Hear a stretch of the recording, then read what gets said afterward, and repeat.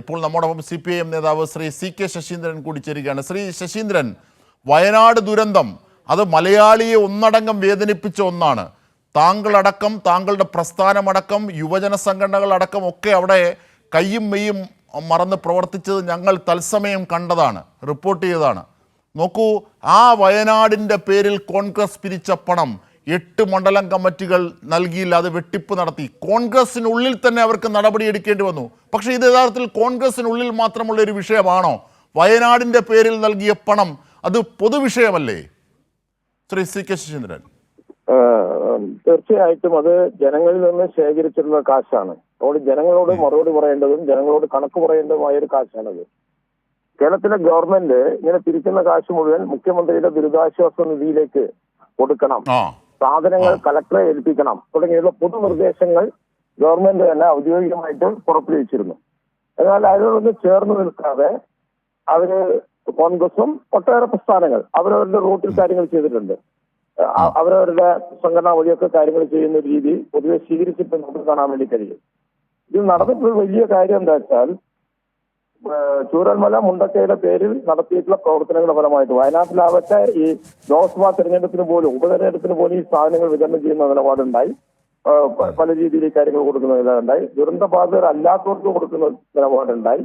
ഒരു രാഷ്ട്രീയ സംഘടനാ പ്രവർത്തനത്തിന്റെ ഭാഗമായി മാറ്റാനായിരുന്നു അവർ ശ്രമിച്ചിരുന്നത് നമുക്ക് കാണാൻ വേണ്ടി കഴിയും. നമുക്ക് ഒരിക്കലും അത് അംഗീകരിക്കാൻ വേണ്ടി കഴിയില്ല.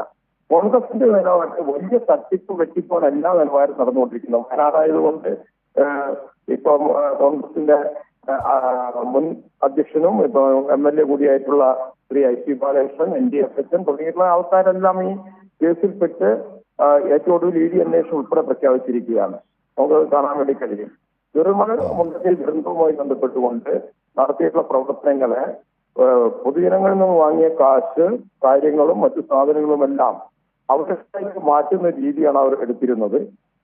ആ രീതി ആയിരുന്നില്ല പൊതുവെ നമ്മൾ സ്വീകരിച്ചത്. ഒരു കാര്യം കൂടി ഒന്ന് സൂചിപ്പിച്ചോട്ടെ. അതായത് ഈ താങ്കൾ നേരത്തെ സൂചിപ്പിച്ചു, ഇത് മുഖ്യമന്ത്രിയുടെ ദുരിതാശ്വാസ നിധിയിലേക്കാണ് നേരിട്ട് നൽകേണ്ടത് എന്നൊക്കെ നമ്മൾ നാട് ഒരു തീരുമാനമെടുത്താണ്. അതിൽ നിന്ന് കുതറി മാറിയാണ് ഇവരൊക്കെ.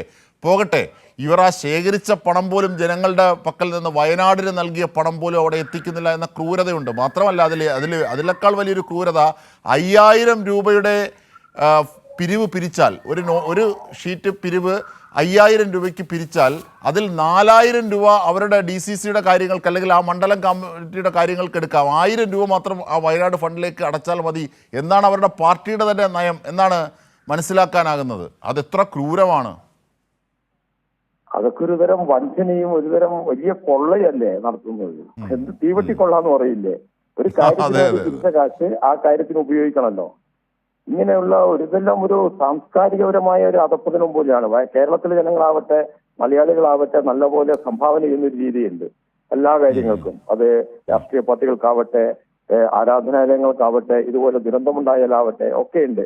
അതെല്ലാം കൃത്യമായി ഉപയോഗിക്കുന്നതിനുള്ള ഒരു പൊതുബോധത്തിന്റെയും കൂടി അടിസ്ഥാനത്തിലാണ് ജനങ്ങളിങ്ങനെ കയ്യും മെയ്യും മറന്ന് സഹായം നൽകുന്നത്. അത് കിട്ടേണ്ടവർക്ക് കിട്ടണ്ടേ, അതിനാവശ്യമായ നിലപാടുകൾ സ്വീകരിക്കണ്ടേ? ആ നിലപാടൊന്നും സ്വീകരിക്കാതെ ഇതുപോലെയുള്ള വലിയ കൊള്ളയ്ക്ക് നേതൃത്വം കൊടുക്കുക എന്ന് പറയുന്നത് കോൺഗ്രസിന്റെ ഒരു പൊതു സംസ്കാരമായി മാറിയ പോലെയാണ് നമുക്ക് കാണാൻ വേണ്ടി കഴിയുന്നത്. ഒട്ടേറെ ഇപ്പൊ വേറൊരു കേസ് പെട്ടിരിക്കുകയാണ്. ഇതുപോലെ ഒരു കുട്ടിയെ സഹായിക്കാൻ വേണ്ടി തിരിച്ച കാശ്, അല്ല സ്കൂട്ടർ തട്ടിപ്പുമായി ബന്ധപ്പെട്ട് നേരത്തെ പറഞ്ഞിരിക്കുന്ന കാര്യം എന്താ വെച്ചാൽ ഒരു കുട്ടിയെ സഹായിക്കാൻ വേണ്ടിയിട്ടുള്ള ജീവകാരുണ്യ പ്രവർത്തനത്തിന്റെ ഫണ്ട്, ഇങ്ങനെ എല്ലാ കാര്യങ്ങളും ഇങ്ങനെ വരികയാണ്. ഇത് വളരെ ഗൗരവമായിട്ട് നമ്മുടെ സമൂഹം ചർച്ച ചെയ്യേണ്ടതാണ്. ഒരു രാഷ്ട്രീയ പാർട്ടിയുടെ സ്വകാര്യ വിഷയമായിട്ട് നമുക്ക് അതിനെ കാണാൻ വേണ്ടി കഴിയില്ല. തീർച്ചയായും അതാണ് കാതലായ വിഷയം. ഒരു രാഷ്ട്രീയ പാർട്ടിയുടെ സ്വകാര്യ വിഷയമായി ഈ വിഷയത്തെ കാണാനാകില്ല. ഇതൊരു പൊതു പ്രശ്നമാണ്, ജനങ്ങളെ വഞ്ചിച്ച പ്രശ്നമാണ്. ആ രീതിയിൽ തന്നെ നാടിത് കാണേണ്ടതുണ്ടെന്നാണ് CPIM നേതാവ് CK ശശീന്ദ്രനും നിരീക്ഷിക്കുന്നത്.